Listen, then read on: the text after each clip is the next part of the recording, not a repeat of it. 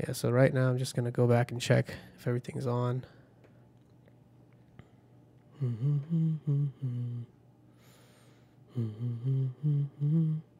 YouTube's coming on. Both the YouTube channels are on. That's great. Just going to check if Facebook is live. That's great. I really need a producer. Both the YouTube channels are on. That's great. Yes, they are. Great. When it starts to repeat, that's the fun part. Cool. And 3, 2, 1. We are definitely live with my good friend Ryan Reynolds, everybody, the movie star. What's going on, guys? Deadpool guys. Got the shirt on. I love it. Yeah. Represent.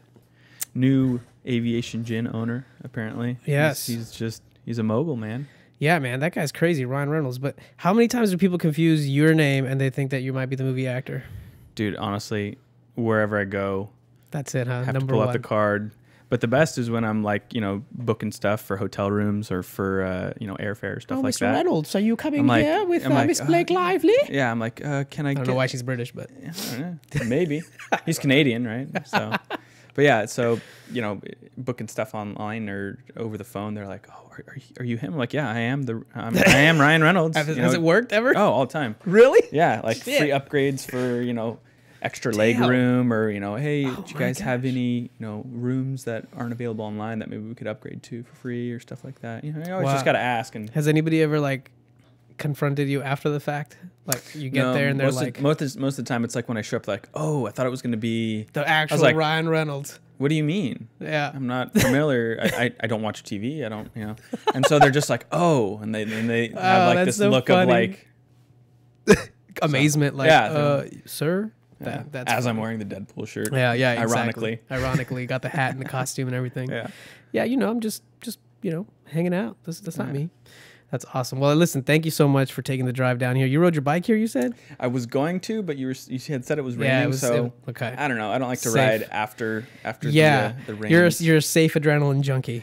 Yeah, that's right. More of like a fair weather rider, I guess is what they call it. What does that mean? So I only get out when the weather's fair, Okay. When it's warm enough, you don't want to have cold hands or wet roads. That's smart. Yeah. That's very good. I mean, it's dangerous enough. It is dangerous enough. Ladies and gentlemen, what we're talking about, my friend over here, if you ever check out his Instagram, which is AKA Ryan Reynolds. Ironically. Right? This guy does some cool stuff. I mean, he's really into bikes. I've noticed him, our little past.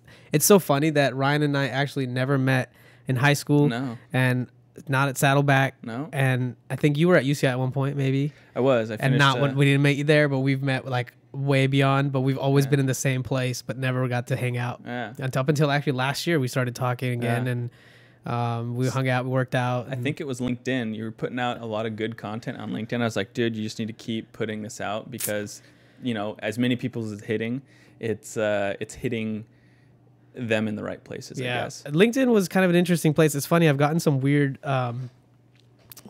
dualistic response from LinkedIn. Mm-hmm. People have some people have told me, there's a whole perception game where, you're posting on LinkedIn and it's supposed to be like the work network. So maybe people will think that you're not working. And I'm like, really?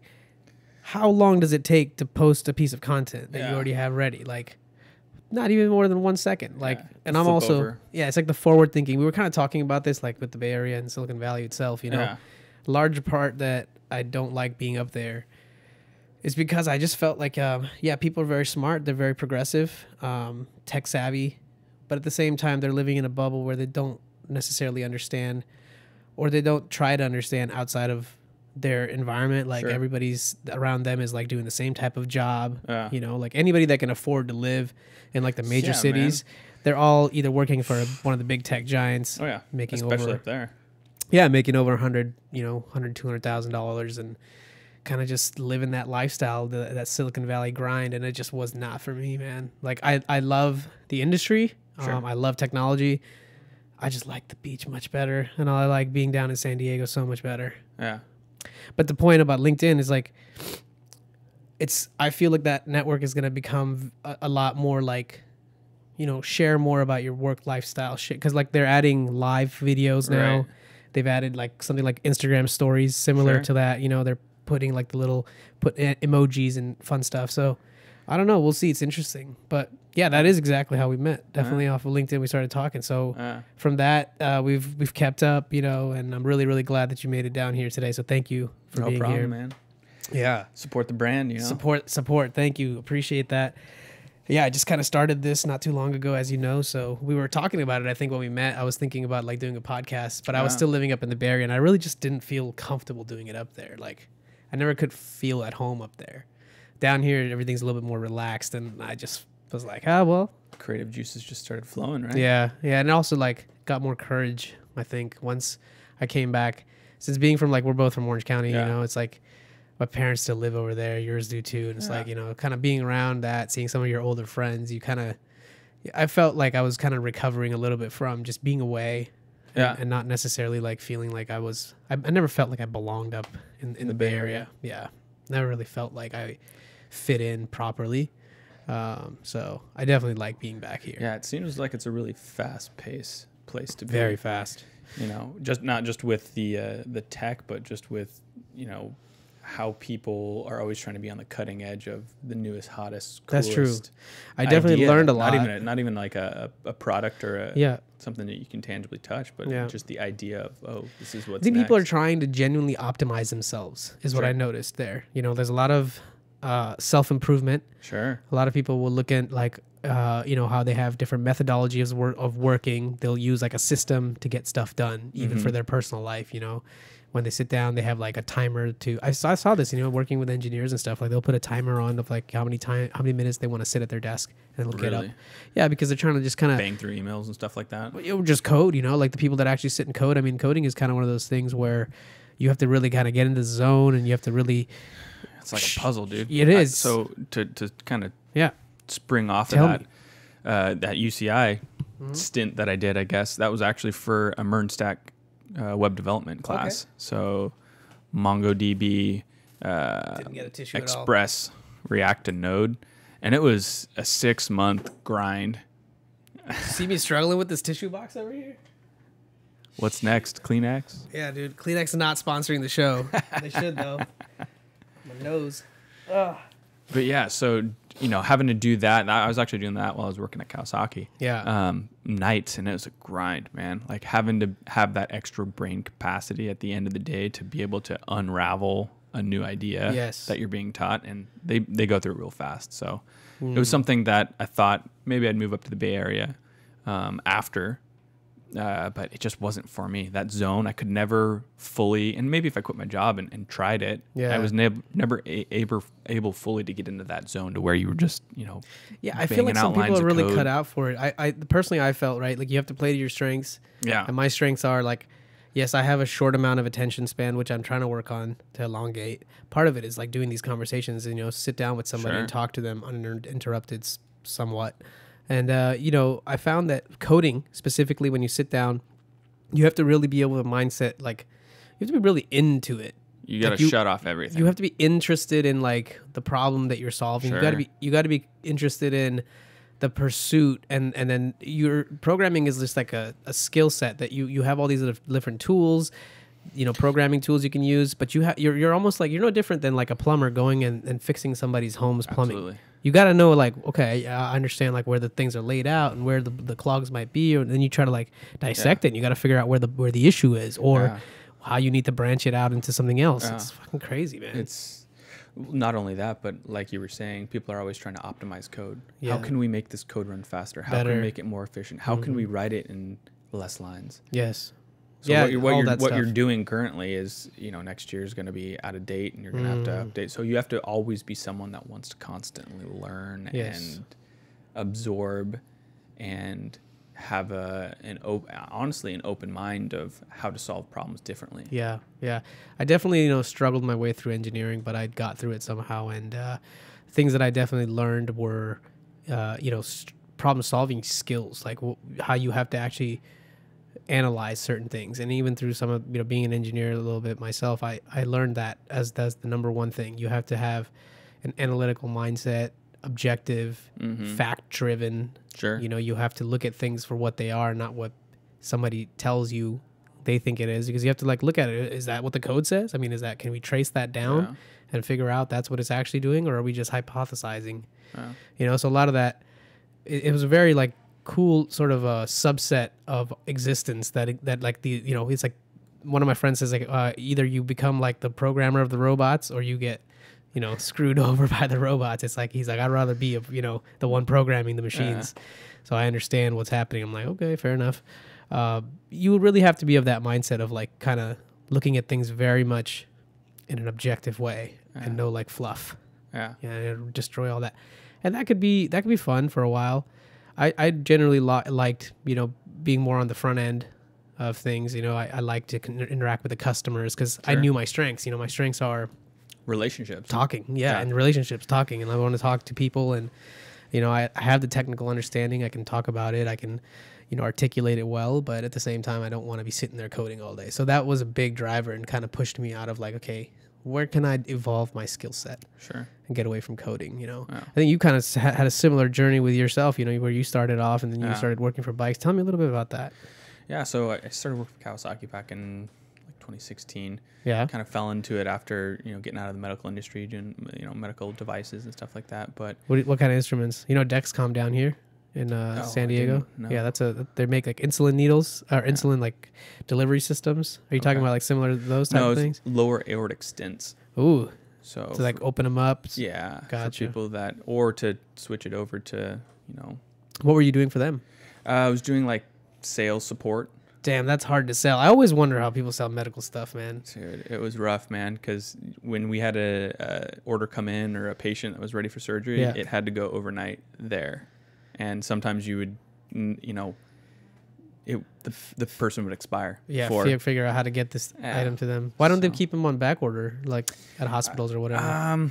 Like, is there no like specific front end? sizing has to they have to get specific. It was a lot of, you know, they're going in intravenously to go ahead and get this stent graft deployed. Right. So you have to measure out how big of a stent you need to place inside of somebody's body, and then you generate one, and then you have to ship it out to that place. I feel like 3D printing would be a good place here.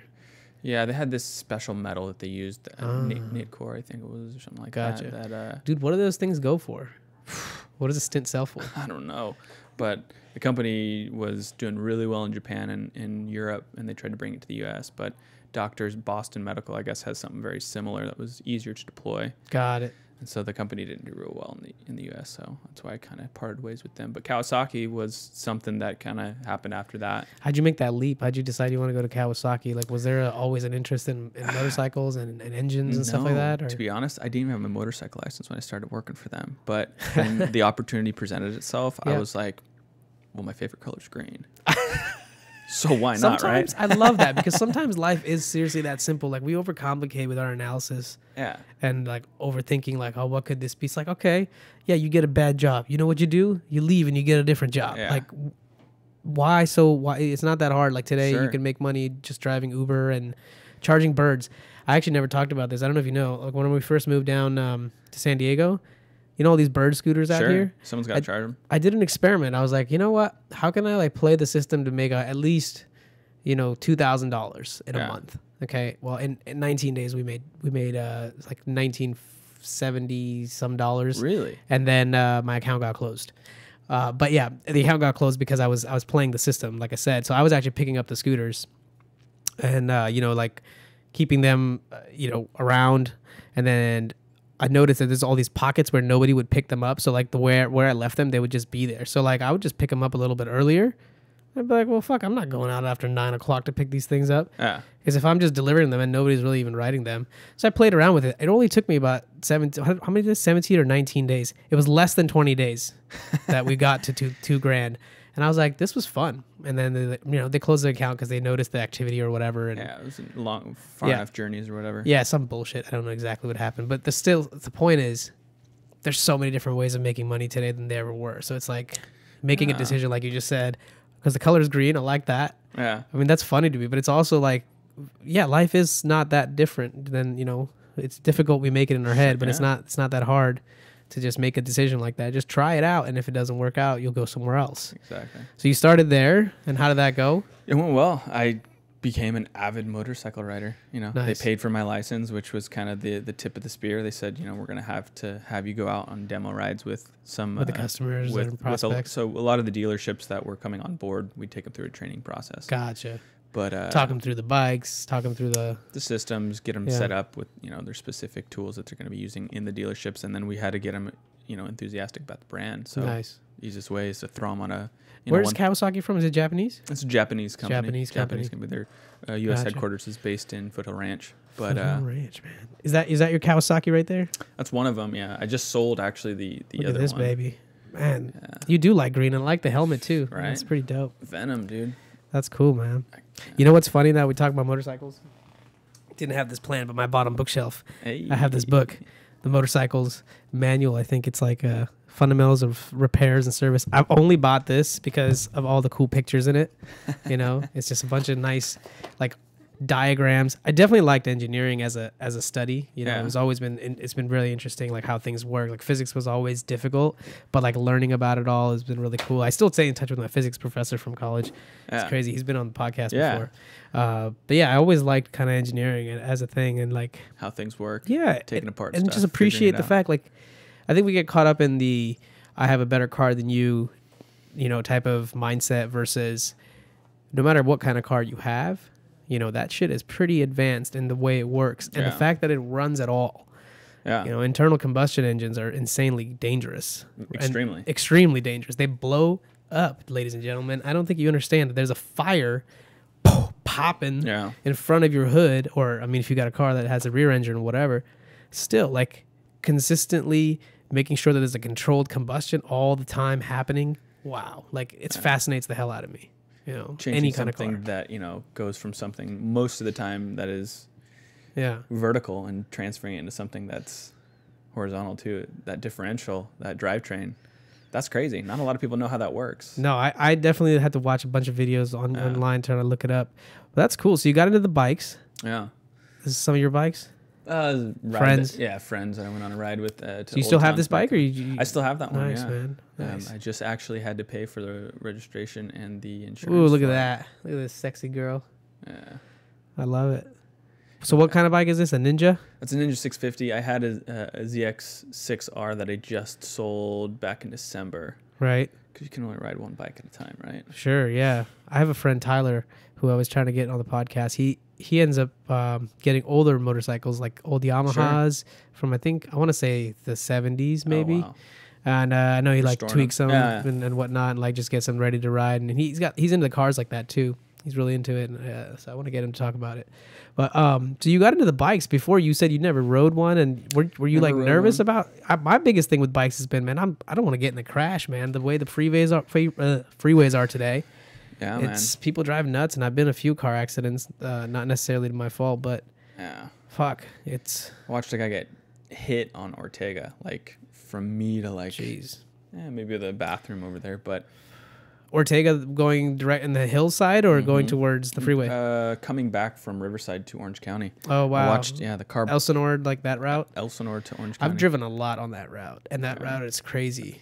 That road is nuts. A lot of trust from strangers. Yes, a lot of trust from strangers. Yeah, my dad and I we had a property out there. We used to go out like almost every weekend, kind of like work on it and keep it up to speed and whatnot. Ended up actually losing the house in 2008's crash, which was terrible. But fuck, that road is where I got a lot of my miles, man. I learned how to drive on that road. My dad, I was because when I started driving, 16, 17, that was it. We just got our licenses. I drove a lot on that road. Yeah, it was fun. It's fun. It's dangerous, but it's definitely fun. But riding a motorcycle, I remember people used to go crazy up there. Yeah. So that's crazy. Yeah, there's been a lot of people that have passed or gotten hit or gone off the road too. That was one thing. Riding that road, you got to just completely take that out of your mind that you're gonna go over the rails or something like that. Yeah, that's true. You got to be focused on the next turn and this, and not going over the yellow lines. But I mean, it's so sad. Like one of our family friends got killed. He was in a fatal accident where he got hit by oncoming car, and he was going on a bike. And it's like riding a motorcycle. It's sometimes it's just not even your fault, and it's you just happen to be a bystander of somebody else's stupidity. And it's that I mean, it scared me enough to kind of like stay away from them for so far. I would love to like, you know, go to a desert and Sure. you know, motocross and 4-wheelers and stuff. That sounds really fun still, and a little bit more tamed. But freeways, I'm out, man. There's no way. But like shit, like anybody that rides motorcycles at a high speed, like respect you, and I'll pray for you and shit. Yeah, you know, be safe. I mean, I'm sure your mom freaks out about it, right? She was kind of cool about it. Like when I, you know, started. Shout out to Miss Reynolds. Yeah. Funny thing. I think this is worth mentioning. Your mom actually used to be at Tesoro, right, all the time when she was at her high school. When I was going through high school, and she was actually in a bunch of the classes that I was at, like you know, mentoring and working with special ed kids, special needs children, which is really phenomenal. She's still doing it. Yeah. Is she still going to Tesoro? She's still doing it. Oh my God, I think they're on spring break right now. Actually. Yeah. She's very cool, and actually she was very helpful, even you know, to me, you know, because I got kind of bullied around in school and whatnot, and she was always really nice about like talking to me about, you know, how I felt and whatnot, which is, I tell you, man, they're angels. There's angels out there, you know, like seriously, people that come out of nowhere and then, you know, see a situation and then guide you out of it or help you. I mean, I've been very fortunate in my life, had a bunch of those people that come by. But yeah, your mom definitely has been very helpful in high school, man. So shout out to Miss Reynolds. But yeah, I bet your mom freaks out about the motorcycles. Yeah, no, she's kind of cool about it. Told her it was going to be an investment. You know, I could get them working there. You can get them for pretty cheap. Yeah. And so the first one, I was like, I'm just gonna, you know, I'm gonna get it. You know, they just paid for my license. And it'll just sit in the garage. But I'm sure their training was a lot better. And was actually, I did the saddleback course. Oh, really? Nice. SRT. Saddleback riders training. Oh, cool. I always remember when I used to go there in the parking lot, those guys were just doing those circles and then just like riding around. I was like, what the fuck are these guys doing? I get it now. But yeah, so after that, you know, I don't know. I just kind of got hooked. Yeah. You know? Have you been like taken on the track at all? I have not, but one of my buddies has a house out in Thermal.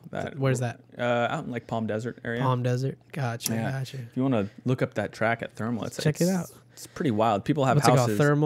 Thermal? Thermal Racetrack. Thermal Palm Springs. Racetrack. Let's check it out. I'm into it. Thermal Club. But oh, whoa. Yeah, people live like on the racetrack. It's pretty wild. Let's get a dope picture out there. So it's like with the desert, basically. Yeah. Cool, man. Dude, I just finished watching Formula One. There's a series about Formula One drivers on Netflix where they go like behind the scenes of all these drivers and like the different companies like Renault, Red Bull, and you know, Aston Martin, or not Aston Martin. Is it Aston Martin? Ferrari, and then they have I'm forgetting it. Oh boy, what's that car? P1. McLaren. Yeah, they have McLaren on there and Mercedes. But they don't even talk about Mercedes or any of like the real top guys because they're always winning and they're like, whatever. The real interest is in like the Renault and the Red Bull, like the conflict, how they've the Formula One. Yeah, they bought like the engine from them for like 12 years because Red Bull is not an engine company. Sure. And you know, they're a drink manufacturer and they're an everything company now. I know, it's so crazy. They're like Monster. They're buying these engines from them for a long time, for like 12 years, and then all of a sudden they're like, nah, Renault's engines are shit. So we're gonna go and I guess Honda's been working on stuff for Formula One. I didn't know about this until I saw it, and so they're gonna go and contract with them in the future. But like all these little kind of politics behind the racing world, it was very interesting because it's a huge spectator sport, which to me just seems like, whoa, it's a culture I had no idea about. You know, grew up watching it on TV here and there when we were little kids on like network TV and stuff. But yeah, it's taken over by storm, and it just gets bigger and bigger. So like, did you ever go to any events like through Kawasaki? Yeah, I mean, I went to Supercross, A1, A2. Yeah. Both times, you know, that I worked there. We had, and there was a lot of private stuff that they did with like Jeremy McGrath and like the team riders and stuff like that. That was just, you know, for the employees. Super Christmas, like that, Supercross Christmas, but nothing that was unfortunately like track specific. You know, they did have stuff up at Laguna Seca for like the Johnny Ray. I don't know any of these names. Yeah. Who the hell is Johnny Ray? Look up Johnny Ray. He is one of the super sport riders for the not MotoGP, for the Jonathan Ray. Oh, okay. The last name is spelled. There you go. Rea. Google will figure it There you out. This Yeah. cat. Let's Yeah. see. Who is this cat? Oh, no face. But all right. Guy on the right? Left? Yeah, guy on the right. Guy on the right. Guy on the left is Johnny Ray. Guy on the right is Jeremy McGrath. Nice. Two. So two guys Super you already King. mentioned. Perfect. We found Yeah. the perfect photo to talk about the two Supercross gentlemen. King right there. Really? That's awesome, man. Yeah, that's crazy. They do these bunny hops and like these massive 50-foot Triples, hops, and yeah. god damn, it's so crazy. I remember playing the video game when I was little, like the Ricky Carmichael's. yeah, like the Supercross, like the pixelated shit, you know, where you're just like Excite Bike. yeah, and, oh my, I don't even know what they were called, but we were so into those. Even in India, like we were playing them and stuff. Yeah, it was really really fun. Nintendo. Yeah, probably like a knockoff version because I don't think Nintendo was popular in India. They had like they had the same concept with like the cartridges, but it was not Nintendo. You just like you're just buying them at like the local grocery store slash uncle's shop, you know, in the streets, and then you go get one of those carts the dude's got it like shelved away. It's been for like fucking 5 years. It's dusty and shit. You take it home, it doesn't even work, and you're like, God, I got gypped. There's no return policy unless you go over there and get your mom to yell at the guy, and then maybe he'll give you a different word version of it. You know, it's so fun. Good memories, man. So you got into the motocross world a little bit with Kawasaki, and then you got out of it. Yeah, I mean, there's a good picture of him. Right here? He's a Wikipedia one now. So he's a World Superbike, like, so he rides primarily street. So, yeah. Right here? Yeah. Oh, this guy. Nice. Handsome old man. Look, the girl in the back's cute, too. The Monster Girls, yeah. Did you see a lot of good-looking girls out in the events? No, I wasn't normally like in the pits. I was more in like the stands watching the event. Gotcha. But Monster's like a heavy sponsor for Kawasaki, which I saw you're into Monster. Yeah, well, they sponsored Kawasaki, so it was like free Monster as much as you wanted. So like the first couple of weeks working there, I was like drinking one a day. Damn, not dude. being able to sleep. And I was like, so it's probably not the best to be drinking like coffee. I'm glad you stopped doing that. Yeah. So yeah, I stopped doing energy drinks and even like pre-workouts for a while now. I don't even work out as hard as I used to, but at the same time, yeah, I was into that world, like the energy drinks and the pre-workout stuff. You need it for at some point when you're trying to be like a efficient athlete, and you need you're like working off of a calorie deficient like state, and you know you got to get yourself up and get going. So yeah, caffeine definitely is like a big stimulant. But who else? What else fucking shit are they putting in there? I have no idea. It's all these weird chemicals that nobody knows. Most of the drinks too, people drink a can of it and they don't tell you up front like this is 2 servings. So that's true. Yeah, you know, a 16-ounce can is 2 8 servings. Yeah, and that's like 400 probably milligrams of caffeine, maybe 500. Yeah, that's nuts. There was a point. Caffeine is one of those weird drugs that the effects are really great, but like you definitely hit the point of diminishing return very, very quick. Where like I remember at one point, and when I was a competitive athlete, I was taking like 800 milligrams of caffeine. Whoa, that's okay. Drink some water. Yeah.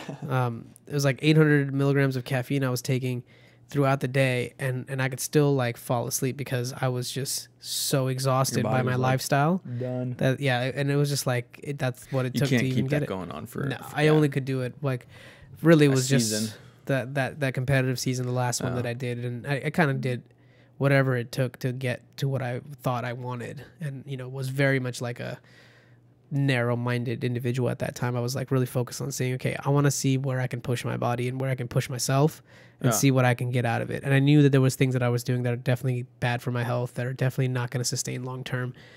But I always tell people towards a goal. I always tell people being like a competitive athlete versus like somebody that likes to just do something, it's a very different mindset you have to have. Like I had to go to terms with realizing that I can't just do the average shit that I've been doing. If I want to push myself to the next level, I'm going to have to really like do some extreme stuff and see where like it's almost like I always say, you got to go too far to realize how far you could go, and then like dial it back just a little bit. So you know that like this is your peak and you don't want to go beyond this. And then you can kind of, you know, buffer yourself. You got to know your red line a little bit, you know, if we can make that analogy to motorcycles and whatnot. So yeah, or energy drinks. Yeah, or energy drinks. Fuck, dude. We're definitely... Nancy, make sure you put some Monster logos in this one. Well, no, because Redline's an energy drink, too. You remember that? Yeah, I remember Redline Canadian, right? Or I don't know. It used to come in that, it was like little 4 bottle. Yeah, the little bottle. Yeah, I remember when 5 5-hour energy shot came out, and I was like, damn, dude, this little shot is gonna get me cranking for 5 hours. Boy, and then they came to UCI one year, and then dude, we got a box of them. Yeah, me and my friends, we like got a literal box of like maybe 100 of these things, and then we were just like, we were giving them out to people because like, what the fuck are we gonna do with all these? But yeah, I was always hesitant to take one of those because I was like, that what seems happens weird. after? What happens at hour 6? Right. Yeah, and also like I don't know if I want to take something that potent that sounds like pretty crazy, but it was all right. It was not too bad. Like you could take a sip or two. I've definitely like taken my extremes with caffeine. Yeah. It's now I don't drink coffee at all. Like really? Yeah, not at all. Mike Tyson doesn't drink coffee either, which is kind of crazy. Yeah, I stopped like just drinking coffee. It was like a routine. Even when I started working, I would go into the office, and the first thing you do is you go get a coffee. And then guess what? Coffee doesn't work, and then that's what you do is you get an espresso. Because now all of these office spaces, for the most part, will have like one of those fancy machines or like one of those digital machines where you can type in a bunch of different like types of coffees and stuff, and you'll just go, and it just like first thing I would do is get in and I would make a double espresso, and I put a little bit of milk on it because I didn't want to get the extra calories. Yeah, we're real mindful about that stupidness. Take a little sip, and I would take like I would never finish the whole thing, but I would take like 2 or 3 sips, and then I would get on your going. desk. You're gonna put it on my desk. Yeah. Same thing with those monsters, man. Yeah. I would open them. I got to the point where I'd open them and I'd pour half out. Yeah. So I didn't have the temptation of exactly just it being there and you're working and then sip here. And sip here, and then by the end of the you're like by lunch you finished crank. You're like I can't sit at a desk anymore. I gotta go run around the office. It's so counterintuitive, like caffeine and then like sitting at a desk. It's like fuck, it's so jittery and shit as it is. I've definitely liked caffeine for physical activity though. Sure. Like, you want to go and work out, but the funny thing is I think caffeine is actually a vasoconstrictor, meaning I believe it actually constricts your blood vessels, which is super counterintuitive to like if you're trying to work out and pump your blood into the muscles, you're constricting your blood vessels. So that's why they put that NO. It's weird, like in a lot of the supplement, a lot of the pre-workout supplements. I used to believe that too, that works. But as far as I understood, is like the amount of nitric oxide that you need to dilate your blood vessels is actually an astronomical amount. I don't know if that's entirely true, but we should probably look it up. Marketing is a gimmick. Oh, yes, yes. Marketing is not real, ladies and gentlemen. Gimmick, so, yes, that's they can tell you whatever they want to tell you. So, yeah, I don't know. It's kind of like take it by a grain of salt. All this stuff has been not assessed by the FDA. That's right. Yeah, so, it was like, it had to stop, and I'm really happy. I feel so much better because I'm not groggy and stuff in the morning now. That's just consistent. Like, I can go to bed. Usually around 11 o'clock at night, my eyes are starting to shut off themselves now. So, stimulant's very powerful, but super addictive and very easy to just kind of hold on to and not move off of. Yeah. But and when it's a habit like you were talking about, to get into habits, it's once you get into it, it's hard to get out of it. It's hard to really turn it off. So yes, I was reading somewhere that, and then I watched a video about the concept of habit forming. There was a book that I think just recently came out a year ago. I forget the name. Something about habits. Fair enough. The guy talks about like different types of things that it takes for you to like get to do something. One of them being willpower, energy, all that stuff is kind of involved. What kind of food you eat, but there's one common thread that if you have roughly, they say 66 days. If you were to draw a graph, it's the break point. Yeah, the line of automaticity, where after that point you don't have to technically like think about doing it. Yeah, use as much thought or willpower to get yourself to spring into that action. It's become this habit. And I noticed that about myself too. When I was competing and I was trying to be more active in the gym, and I'm trying to get back into shape now. So what kind of shape? Like orange. Triangle? And orange looking, like just big with like square? a little fucking like oblong. Yes, rhombus. That's right. Actually, more like a trapezoid up top. Dude, with like some wings, some wings, and like I just want to get rid of all my muffins. My back, all the muffin tops back here. That's what I want to get rid of. That was males generally, they store most of their fat around the belly. For us, it's like, and girls is mostly around like the back of the arm and then like the buttocks and stuff. But for guys, fuck, dude, right here, the gut. Sure mix a lot though, It's crazy. So it's all diet mostly, and just doing a little bit of cardio, keep yourself off and active. So I've been trying to get back into shape just because I've been thinking about starting to train people again. Dude. But like a different type. Let me know where I need to sign up, man. Yeah, 100%. I'll let you know. What I just want to get a little bit better shape, and so I can feel a little bit better myself in the gym, and I can also do some of the the moves and have the stamina to work out with 3 or 4 people in a day, maybe if I need to, and keep myself with that level of cardiovascular strength. So I'm not trying to look like a competitive athlete. I have no desire to. Mr. I just want to be healthy. Yeah, no, I'm done with all that. It's just to be functional and be functional flexible. Strength, I think, is a big thing. I pulled my back dude. Sitting like this all day when we're working, all we're doing is just slouching forward, and I notice it. You really have to take the effort to fix your posture. And even now we're sitting we've kind of messing it up, but it's Saturday. Had a little bit of coffee. I feel like use that caffeine to my but advantage. I want to use what I know about physical health and what I've learned a lot about mental health, and I want to kind of bridge. Dude, mental health is huge. I think with the way that the conversation's going now, I think it's going in a very healthy direction. Just with media, with the way that it's kind of being pulled out of the darkness, which is that's a really good.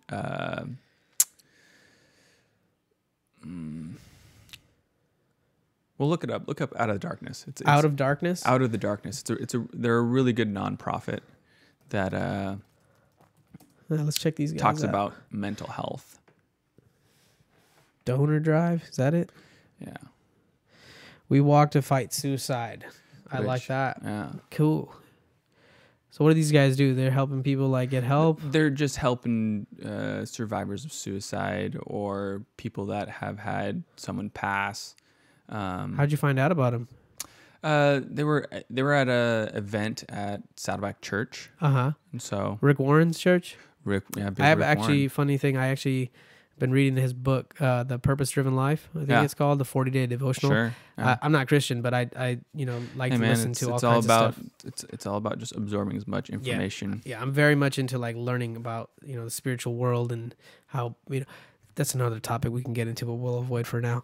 I really like that book. I think it's really cool to kind of break down into a 40-day. You have one little segment that you read every day. It's a very, very good book. But yes, tell me about these guys.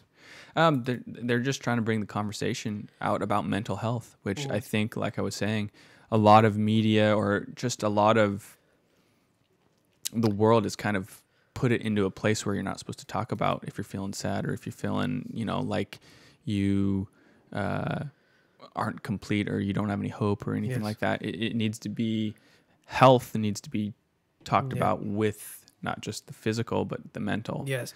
The biggest thing I think I learned was when I was trying to be more physically active, it definitely, there's chemicals that your body's releasing that are helping you stay mentally healthy. Sure. 100%. And the moment I became more sedentary and I stopped working out as much, I definitely noticed that the mental health started to drop off because I was starting to become more anxiety driven. Mm-hmm. And of course, now it's lifestyle change because now you've gone from being this very disciplined person to now having to go to a 9 to 5 or 9 to 7 more realistically, because nowadays commutes are real shit. So you're spending an hour before your work to get to work and then spending an hour after work to get home, roughly speaking. So you're sitting the whole time. And then you're exhausted because of just the commute. So you come home and then you're like, well, I guess I'm not really going to go work out because I got to drive again to go to the gym.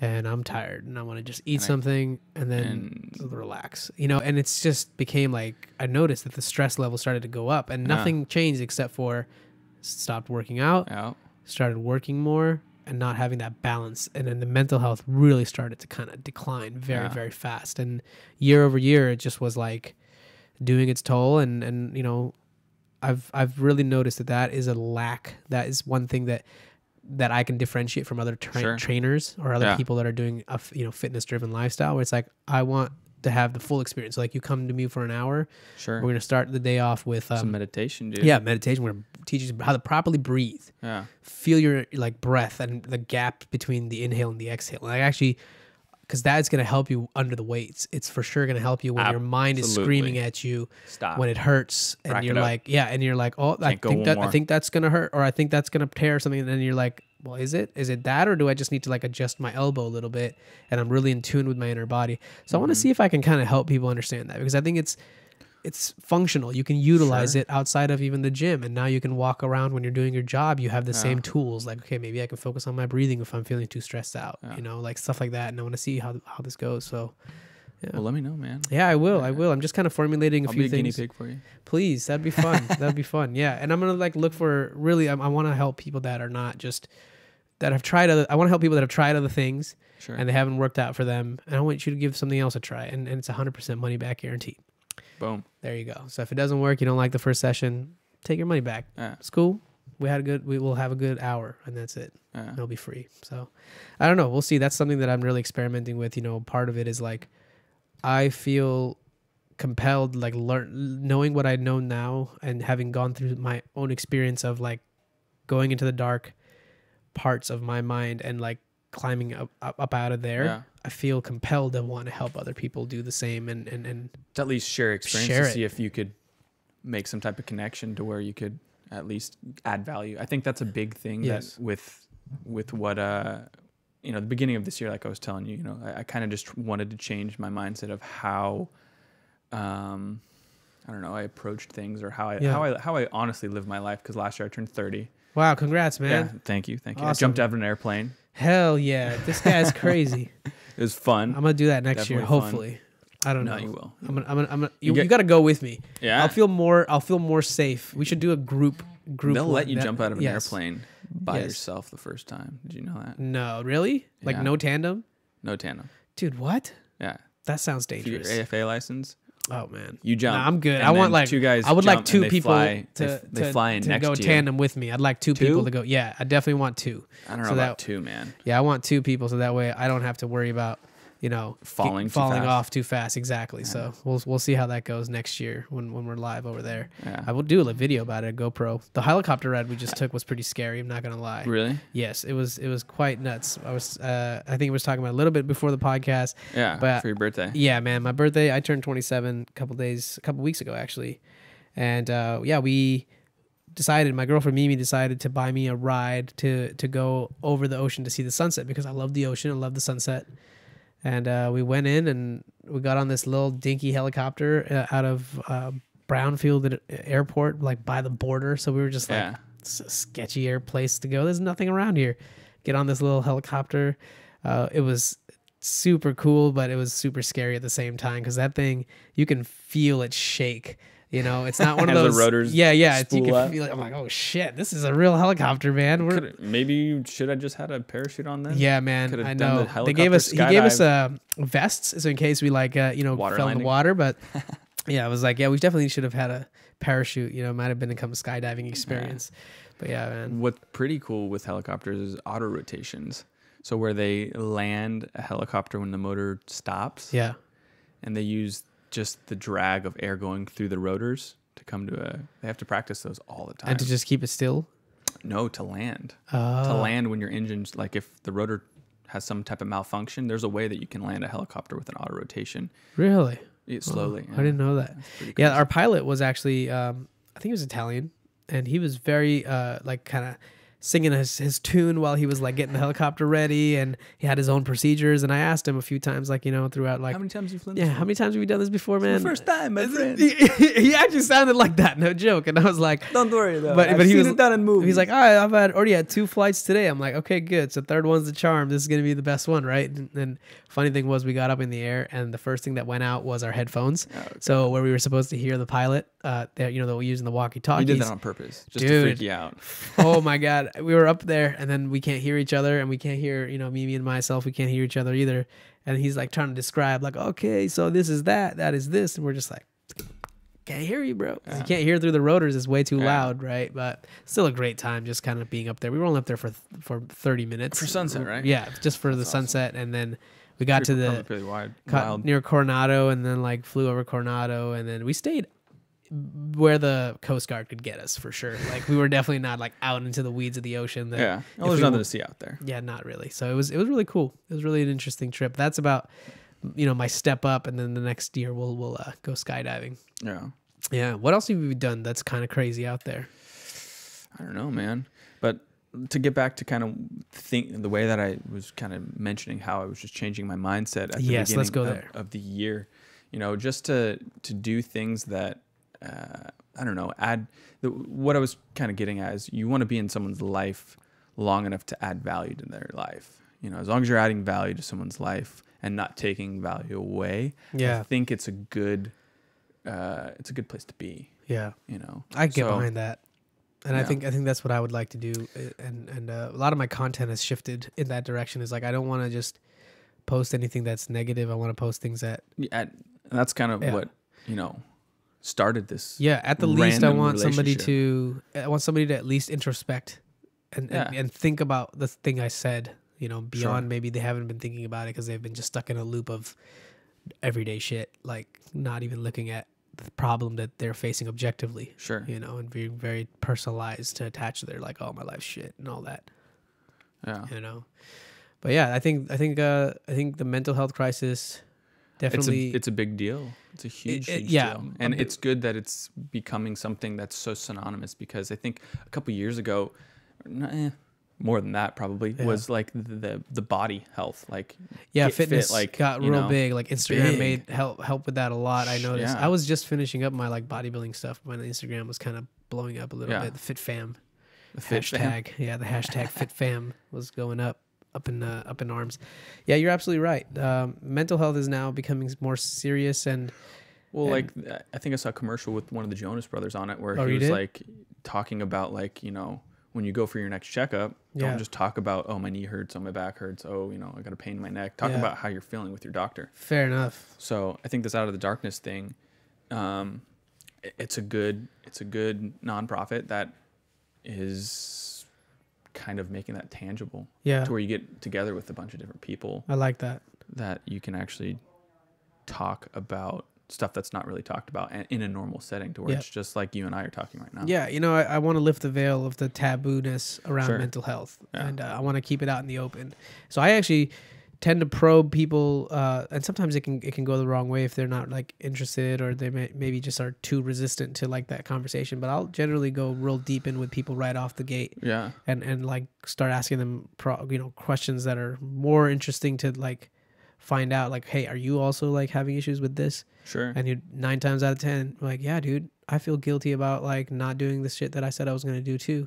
Yeah. You know, I find that it's difficult for me to stay committed to myself too. I find that like I have difficulty with, you know, whatever, my diet or my, work commitments, or me just being like purely lazy or whatever. It's like, yeah, I get it. It's tough because sometimes you wonder, you're like, why am I doing any of this? And you almost feel like you're trapped and you can't get out. So you just want to like, and you know what you want to do, but the doing it takes a lot more than just devising a plan. Yeah. And even sometimes when you get that plan started, again, going back to that habits, you got to do it for 66 days before you really become committed to it. Yeah. I think having a network of people where you can bounce ideas off of would be good to have. Like, I mean, having good friends. This is like kind of silly.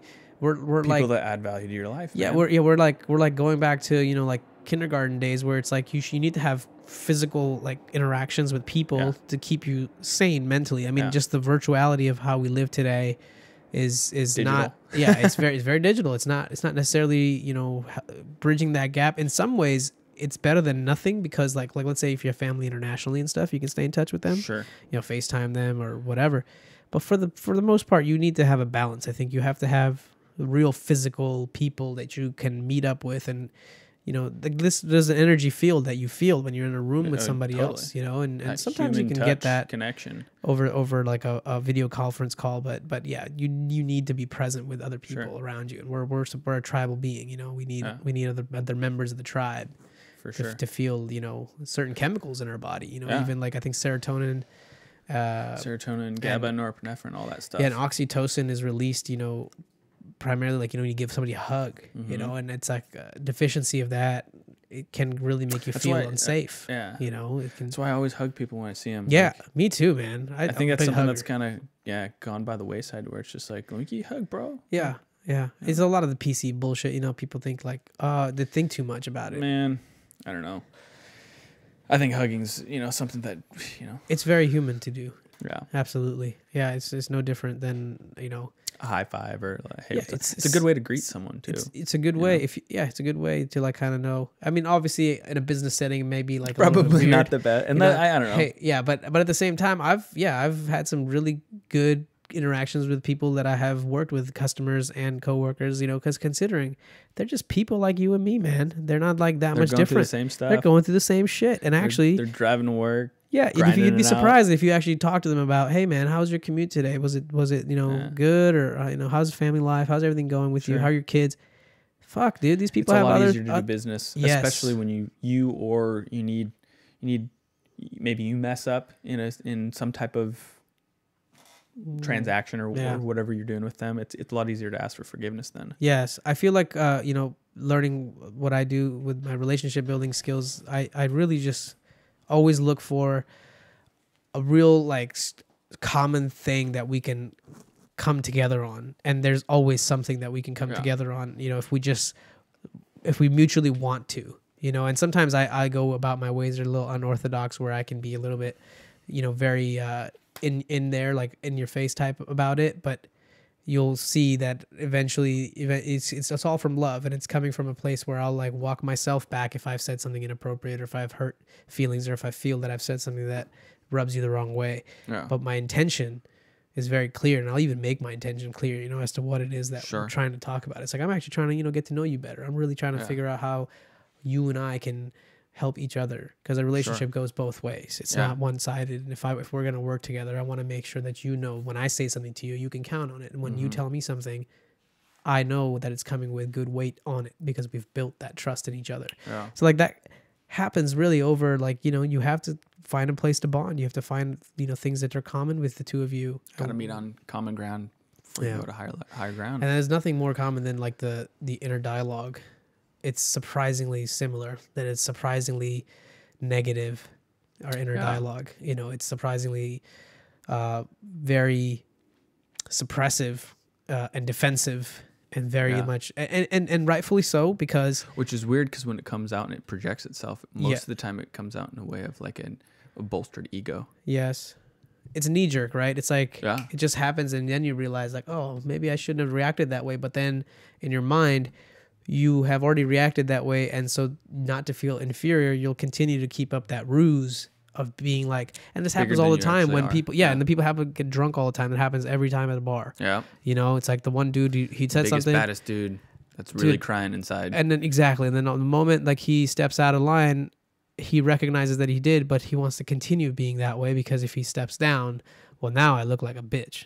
You know, and now I'm not, you know, this manly person anymore. Not an alpha. But again, that's all just a story. You know, none of that is true. It's monologue. Just the inner dialogue. It's not correct. And the inner dialogue is almost like divisive. It's like making you fucking do and be this way, which you don't necessarily want to be, but because of our sort of our biological like system, we haven't fully mastered it.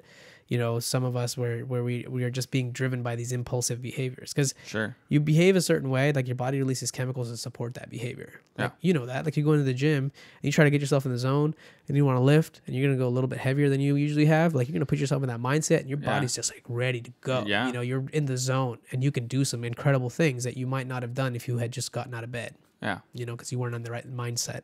The same thing is like when you get angry, and the moment you have that anger, now your body's feeling all that cortisol, all that stress hormone in you, and you're just like, oh, I'm ready to go. And just like, you're just yelling shit out. That's just getting you angrier and angrier. And it's a self-fulfilling prophecy, and it goes either way. Same thing goes with if you just focus on your breathing and try to be more present and calm.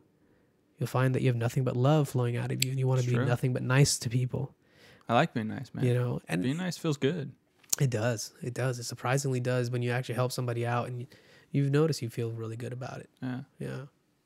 One thing that I've always said is, you know, we're here for about 80 years, give or take 10 on either side. Yeah.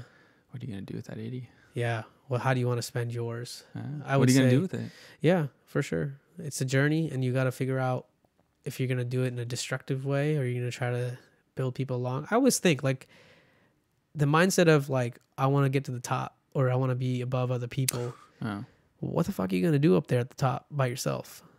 You're going to rule over people? You know, is that the intention? Like, if that's the intention, then shit, we should probably like really have a conversation now about it. So it's like the primitive driving factors, the why, so to speak, as to what you're doing and why you're behind the doing what? it. Yeah, yeah, Yeah. like that has to be very much foundational in some like really good virtue. Like, you know, I don't know. It has to be like love driven. It has to be like, you know, help not just you but others, and maybe your family, Sure. and maybe your community. I mean, there's different levels of analysis there, but I think having to do that just reinforces that why, right? Yeah. Because then you feel more compelled to do it. I think that's a big part with our motivational stuff is like we can't consistently stay motivated because the why keeps changing. It's a moving target. Yeah. And sometimes it's strong enough, and other times it's like you can reason about not doing it. Yeah. Talk Talk yourself out of it. Exactly, because you're like you know that you have to negotiate with yourself, so you'll say All the time. you'll say the same thing to you to do it, but you'll also say the counterpoint to that Yeah. same thing to get yourself to not do Well, it. So which one do you listen to? Yeah. Well, that's also your choice, you know, and that's the challenge, right? Like it's this inner dialogue, and how do we understand that we don't have to be controlled by it at all? Yeah. You know, I think meditation. I think you were talking about. Have you done much of it, or? Yeah? I've been trying to get into it. You know, Yeah. I've been waking up pretty early and making sure that I get in the gym to at least stretch and to get some cardio in the morning. Nice. Just because, you know, 30 now, bro. I should probably make it a pillar. Yeah. To wake up before You look great for everybody 30, else. man. Thanks. Most people say I don't even look 30. I was gonna say not at all. I look older than you, dude. Yeah. Um, Yeah. Yeah, that's good. But I got gray hair coming in. Oh man. You know, I think I got one or two. I got my 2 or 3, so I got you beat. Yeah. There's one like right here. Good thing the camera doesn't catch it. That's why I got the cameras on this side, guys. You don't even know.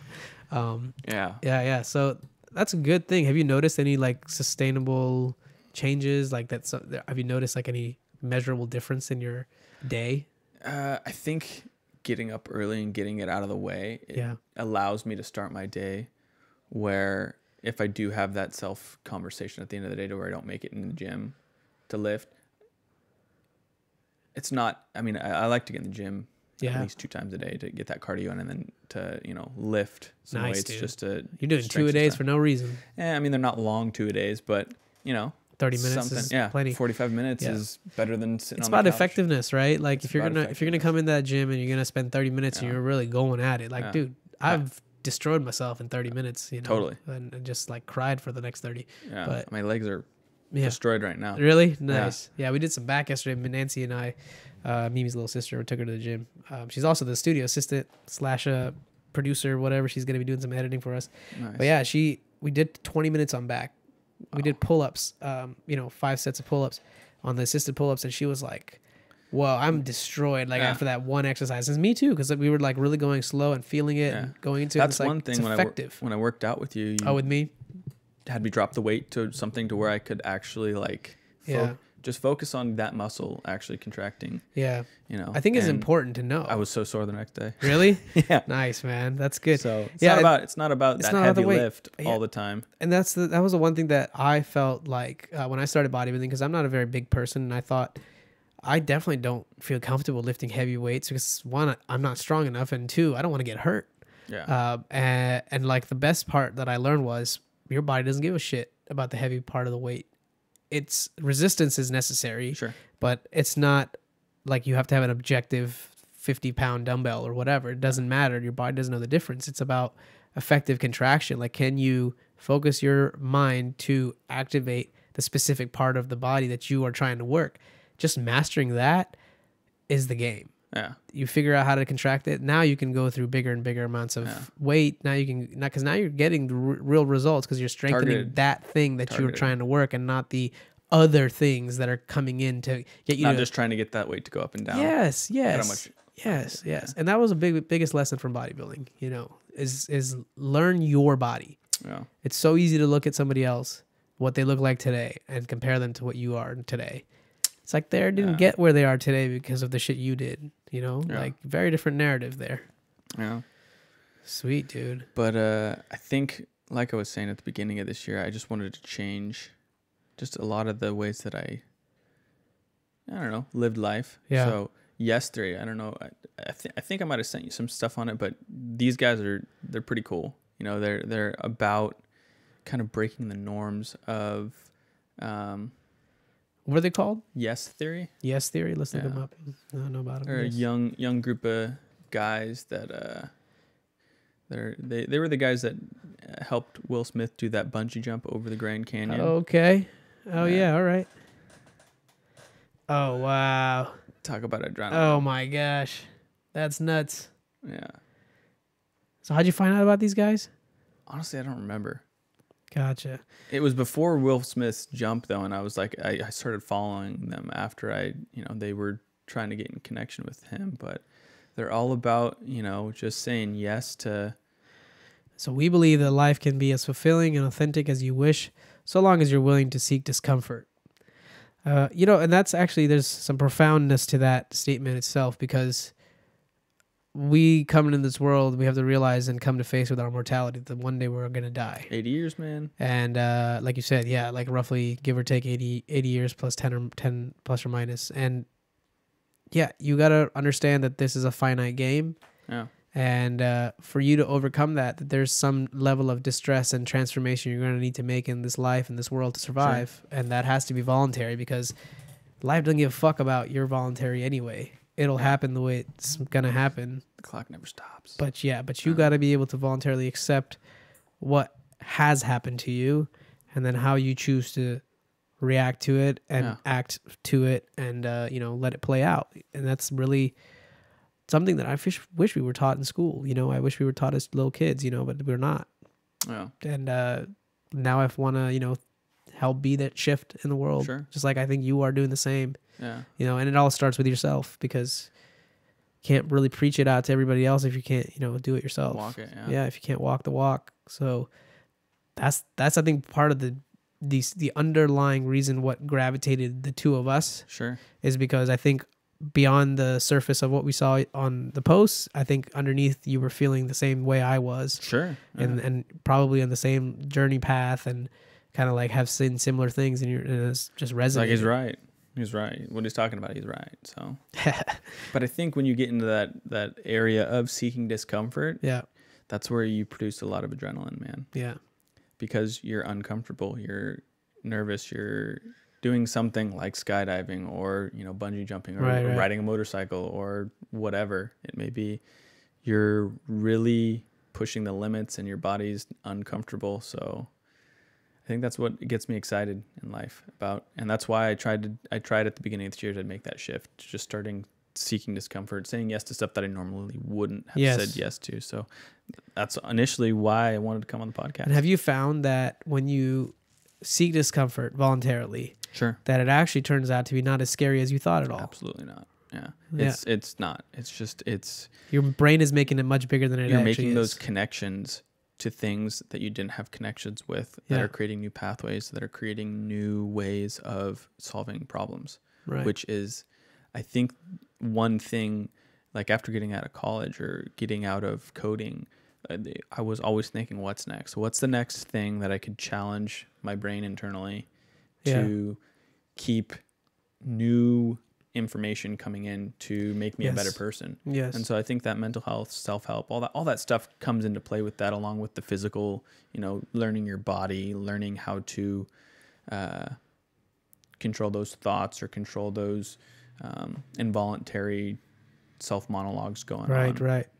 Yeah. I find that kind of keeping that dialogue in check, like you have to have the sort of dialogue to get you to do stuff. Yeah. Like to push yourself to do the healthy dialogue, like maybe there's like things that you tell yourself to get you excited to, like, go into the gym or go into this new adventure. But then you also, I feel, have to have the dialogue also equally present, where you're taking time to appreciate the things that you have in the present today, because the day is going to end today. It's not coming back ever.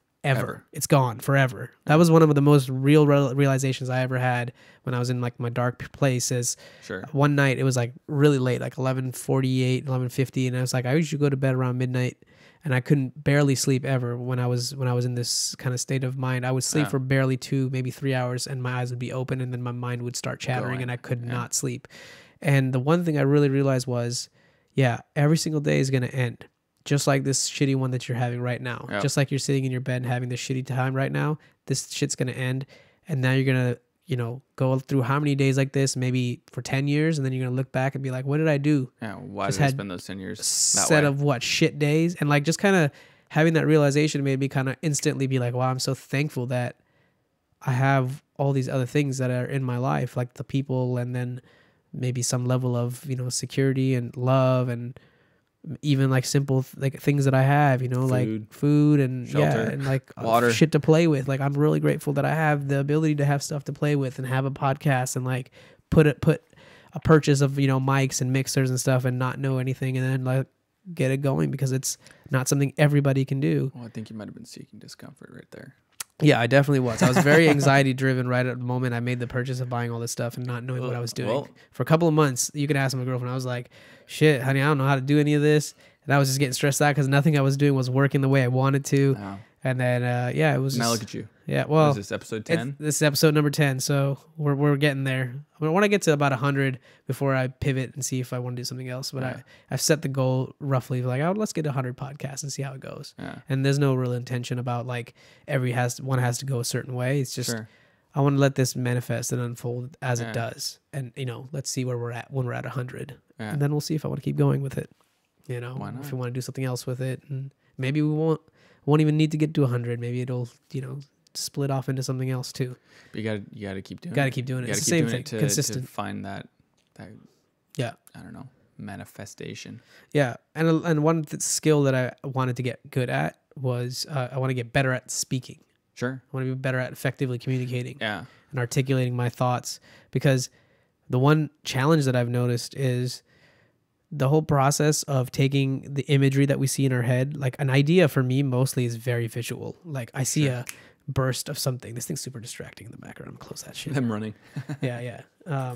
It's really like I've noticed that the mind, when it has an idea, it almost is so quick, and then the rest of the time you're trying to grasp it and put it into words, and that process is so weird. Like it's hard to explain. I think you think at like 12,000 words per minute. Shit. And you're able to speak at like 1,200 or something like that.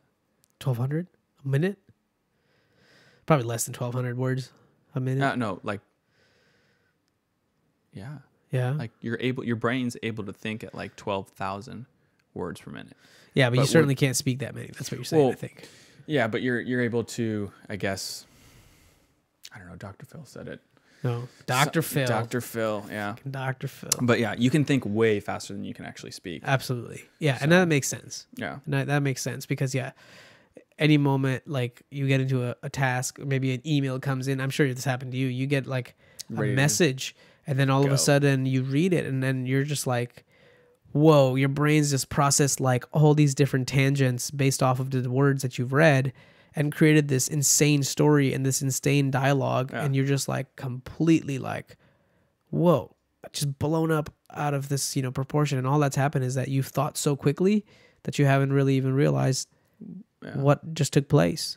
Yeah. You're already in a different like level of consciousness. You're just like a different mindset, and now you're already there. Yeah. How do you come back down to baseline? How do you come back down to like sustainable baseline? I think that's a big part of what you're doing now with the morning practice is that you're like setting yourself up for success in the day. Yeah, getting that first win in. Yeah. There's and Jordan Peterson. I don't know if you follow him at all. I don't. I tend to post some of his stuff. Okay. I've been into him. He's a good I think he's a very well spoken man for sure. Him and Sam Harris. Actually, Sam Harris, I recently started because a lot of people told me about the controversy or like the arguments that the two have. So I was like, okay, let me listen to both sides, and then see, objectively what I make my mind up. I think, and one of the things he talks about is, his rules. His book he wrote, 12 Rules for Life, is clean up your room. It's the first rule. Yeah. Start off with that. Clean up your room. Start with that as your first thing, because the moment you realize that your shit's not in order, you're going to be less likely to go out and fix other people's. If you truly have that profound realization that your life is not in order, that you don't necessarily need to go out and fix other people's problems. Start with fixing your own. And it starts there. It starts with putting your house in order, putting your family in order, putting your priorities in order, putting your community in order, maybe, like it transcends out in multiples of ripples. If you just decide to start with yourself and putting that shit. And you have to start leveling with yourself. Where are you today? Not where somebody else is today. You know, compare one of the other ones. Give yourself grace too. Yeah. Compare yourself to what you were yesterday, not who someone else is today. Yeah. Right? Because that's the only comparison you have. It's like if you fucked up yesterday, today you're expecting to have like a 2,000% day. Yeah. Is that really going to happen? It's the little things. Yeah. They just stack. And then you've, grown up. Yeah. Shit, man. How you feeling? You want to keep going? We're at about an hour and 10 minutes. How you feel? I feel pretty good. I think we covered kind of stuff. Yeah. You got what you wanted out of it. You got something out. I'll be back. Yeah, of course you will. Before 100, for sure. 100%. Yeah. Yeah, I'm into it.